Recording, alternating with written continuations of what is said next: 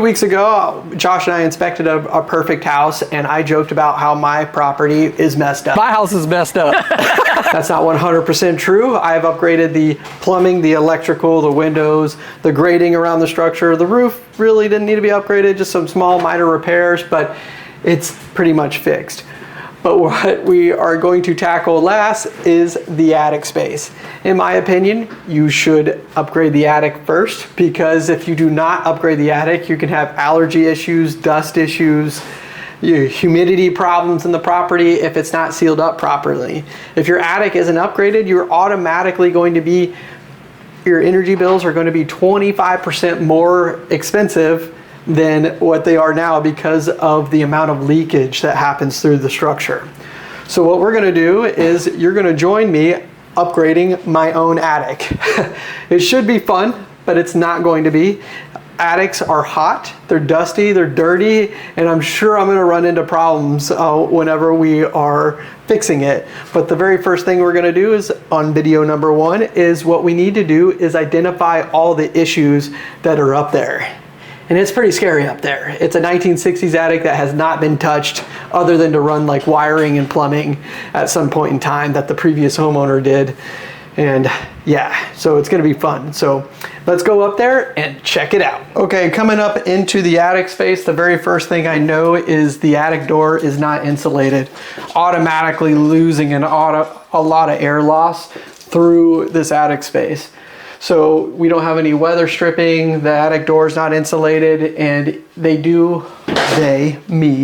we have an attic cover that is there, but it's not sealed up properly. If you can see here, we have some gaps in these portions, and it's not looking good. So step number 1 would be to seal up the attic space and add in weather stripping and get a new attic cover for this attic door. We're up in the attic space now, and there could be a lot to look at. You got water heaters, you have duct work from the HVAC system, you got roof decking, you have sidewall insulation. So what I always like to do first is break down the attic from top down. So what we're going to do now first is I want to go through and identify or look to see if I have any roof structural issues up here first. And I'm not predicting that I have any structural issues, but you still always want to follow the same path every single time when you're inspecting something or trying to identify issues. And I like to start from top down. So I'm going to go through the attic space. We're going to look at every rafter. We're going to look at the ridge board all the way through and see if I have anything that needs to be repaired there first. So looking down the attic space, you're going to start at the ridge board, and then we're going to follow it all the way down on this side. We're not seeing any dips, depressions. We see the purlins and the ridge boards. They look like they're holding up pretty good. We're looking at the rafters. All the rafters look pretty solid. They even look new, to be honest, which is really nice. All collar ties are in place. Nothing's bent, cracked, or out of place, which is looking good. All right, let's go to the other side. Okay, it's pretty tight over here. Sorry for the camera angles, but you can see that we don't have much of a walking path over here, but we're looking at all the rafters here too on the other side of the structure, and it looks fine. We don't see any real decking issues anywhere. No signs of water leaks, which is good. It's very tight, so you can tell whenever I get in here to suck out all this insulation, it's gonna be pretty tough. So one of the first places that you're going to start finding issues always is the hardest place to get, and it's going to be whenever you walk around the corners of attic spaces. So that's why I always recommend trying to get a smaller inspector, because we can fit in these tight areas.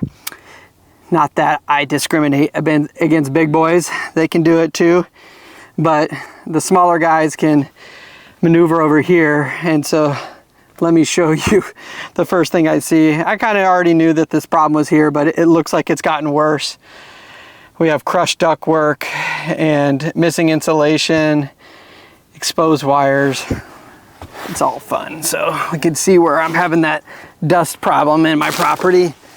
So yeah, let's look at that.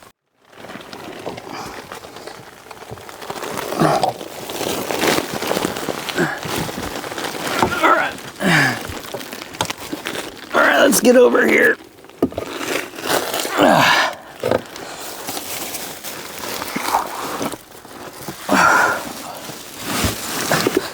All right, let's see if I can get this shot right here.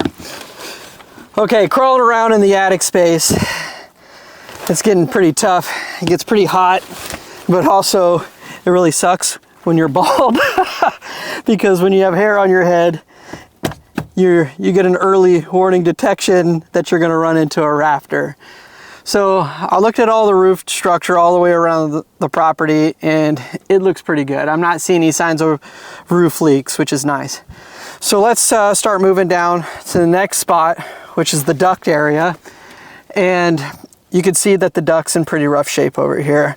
We got the old rigid pipe ducts that is tied into, you know, the flex ducting right here. And with that being said, you're gonna get areas of leaks in general if they're not taped up or the tape fails, which is already happening. And whenever you get that, you're sucking in all this dirt and this old insulation, and you're pulling it in and throwing it right into my kitchen. This is where we're at. We're at my kitchen area, which is not fun. And you can see that someone else has crawled over this a few times, and the ductwork is cracked. It's pulling loose just from being old. I'm not seeing any rodent issues, which is nice. Typically you'll see some sort of rodent movement because what happens with this metal ducting, if you don't have the insulation in place, what you get here is moisture. So you got a bunch of moisture in this location. So not only do I have moisture developing in a hot attic, we're pulling air from the attic and dust all into my kitchen area, causing sinus issues, mold, microbial growth in the property. So we obviously need to repair this. It's not all bad though, you know. Check it out. I got PEX plumbing. Yeah. PEX plumbing, just little debris all throughout my property, which is fun. All right, here you go. So dry hand, and this is what we talk about in a lot of our videos in the past. But whenever you have duct work laying on your attic insulation on the decking, this duct work creates moisture issues. So look, yeah, I already might have grabbed it all. Yeah. Oh, there it is. Check that out. It's wet. This happens in new builds too. They'll lay the ductwork on top of each other, across each other, and you just get moisture along the properties. Gross, right? And here you go. Open junction boxes, missing insulation, cut wires. We don't know what it goes to. Hopefully it goes to nothing. And this is a really good find over here. This is funny. I always tell people to go up in their attics like once a year, but I'm just so busy, you know, inspecting other properties or running the company. I don't come into my own attic too often. Who's this cameraman? This is a really good find over here too. This was together whenever we inspected the property in the past. But right here, check this out.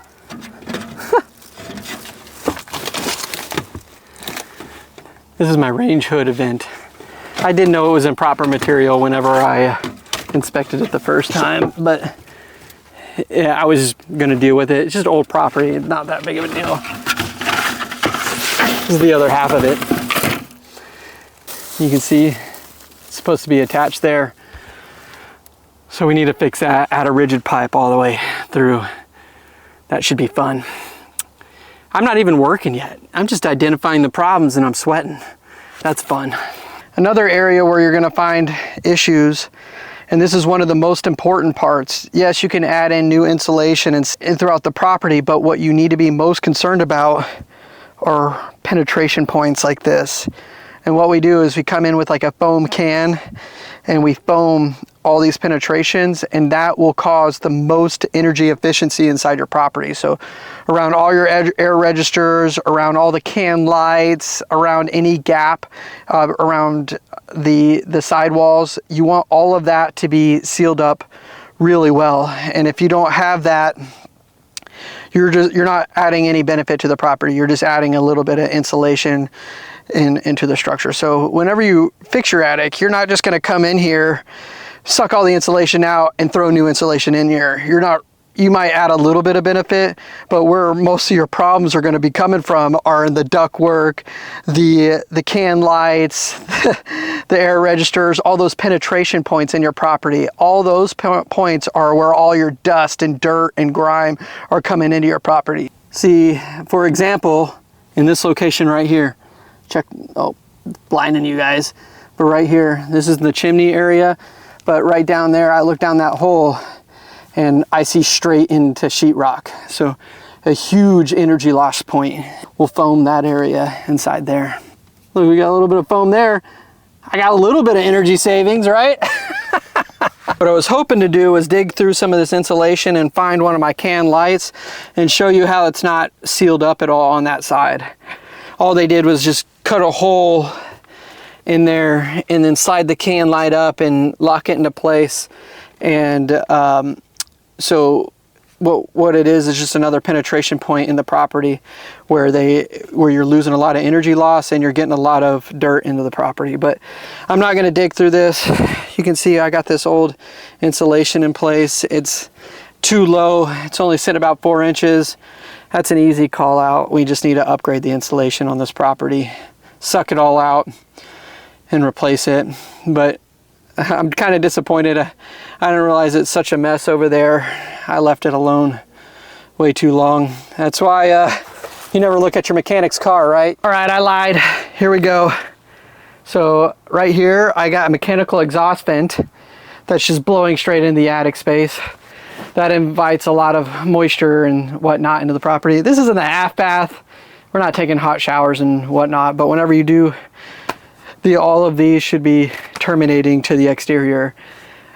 It should go straight through the roof. I'm not going to do that. I don't want to add another penetration point to the property. I'm going to send it to the soffit vent. That does not meet code by any means, but will it accomplish the task? Yes. And then right over here, I found one of those can lights, and I want to show you that too. Right here, they just cut a hole, and I can feel it. I can feel air just blasting through this location. And whenever you get that, you're just losing air. And let me walk you through the interior of my property. I have like 30 of those things. So every single one of those lights, all those light fixtures are a penetration point where you're getting air into the property or losing air. And all of that needs to be sealed up. Get out of here, cord. We're in the inside of the property, and let me just count just in the hallway how many penetration points we have. We got 1, 2, 3, 4, 5, 6, 7, 8, 9, 10, and here's one of the worst ones, is over here. You know, that sideways area that we saw in the attic space. 11, and that's just on maybe a fifth of the property. So all of those areas are air leakage points. And right here, I'll zoom in for you, get some B-roll of this, but next to the fan, you're even starting to see some microbial growth happening around this fan due to the temperature difference inside. We keep about a 45% humidity, but we blow cold air in here constantly because we're losing air through our attic space, and this is one of our biggest penetration points is that fan. There's a hole, you know, about that big where they added the fan, and we're losing a lot of air through there. So you're getting that temperature differential, you're getting the condensation, and some microbial growth has started there. Okay, let's talk about this. So just because I'm an inspector does not mean I have a perfect house, and we did not buy a perfect house. I knew whenever I purchased this property, it had issues. You're gonna have issues on any 1960s property. I am upset how long it is taking me to fix an issue like that. I know that we've had some allergy issues in the past. I was just blaming Houston, but obviously it's the house, and it's something that we're going to tackle. So we're going to knock that out. So what's the plan of action? How do you tackle something like this that seems like a ridiculous project and seems overwhelming to begin with? And it's really not that hard. The first step is we're going to suck out all the insulation and get all that debris out of the property first. So that'll be our next video, how to get all the insulation out. And the next thing is we're going to seal it up. We're gonna get the cans of foam. We're gonna seal any penetration that we have in that property. We're gonna put the batt insulation on the side walls where it's supposed to be. And then the third thing that we need to do before we add the insulation is I'm going to try to get all the ductwork replaced that needs to be replaced. So half of it's been done. I'm going to keep the half that's been done, but the half that is not done, the old stuff, it needs to go, which should be fairly easy to do. You're talking like a half a day of work on the duct work. And then the final part, we're going to blow new insulation through the attic space, put that 12 inches there, and then hopefully the home starts performing better. I hope this video educates you a little bit more about how to identify problems in a home, and keep your eye on the next video. Please hit that like and subscribe if you want to watch me renovate my attic. Thanks guys, bye.